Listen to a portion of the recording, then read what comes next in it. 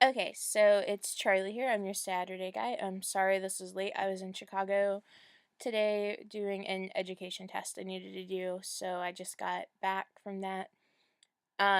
So this week we are talking about jobs and when to come out in the job interview process or at your job and things like that. For me, I currently work at summer camps, and then in the school year I'm finishing my education degree.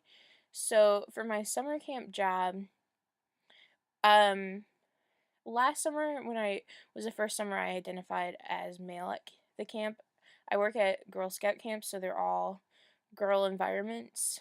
Um and there's, random male staff like kitchen staff or maintenance and things along those lines. So last summer I came out during the process right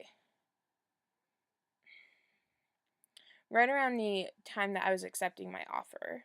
Would have been when I came out and explained my situation, and fortunately for me, they had already kind of had that encounter before at a different camp than the one I was working at, but within the same organization or council I was part of.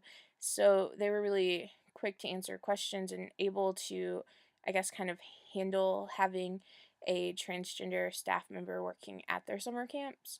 And so for me, that turned out really, really well and was an amazing experience and really great for like my self esteem and things like that, and to kind of like really figure out if this was 100% what I wanted to do. I was, like 98% sure it was, but it was different being able to live and be seen as male 100% of the time, the 3 months I was out there. So this time during the interview process, I applied using the name Charlie because I applied to a council I'd previously worked at when I identified as female. And so I applied as Charlie, and before I did my interview, I talked to someone within the organization, and we kind of went over, like, kind of, I guess, expectations and things like that, like any considerations that needed to be dealt with or anything like that. And it was a really good conversation and kind of put me at ease for it. And then during my interview, because apparently I'd made a mistake on my application, I listed both names. At some point I signed my legal name, but I had applied as Charlie. So during my interview with my camp director, my boss, at the end of it, I said I just want to be very clear and say, I'm applying as male. I want to be seen as such and able to work as such and things like that.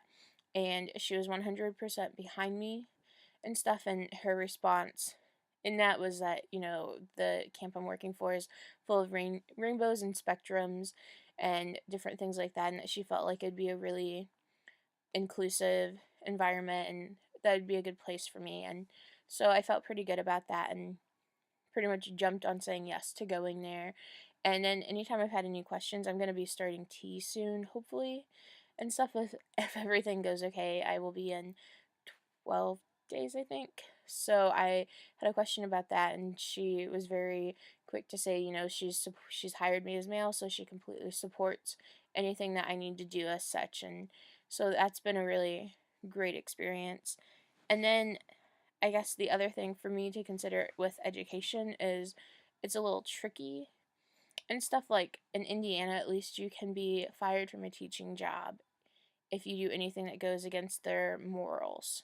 So for me, I want to have my gender and my name change done in September, and I should be graduating in December. And from that, I will get my passport and my driver's license changed. And then, just as a tidbit, when you're looking for jobs, just so you know, if you have those two things changed, you should be fine if you can't get your birth certificate changed. I know those are sometimes iffy depending on what state.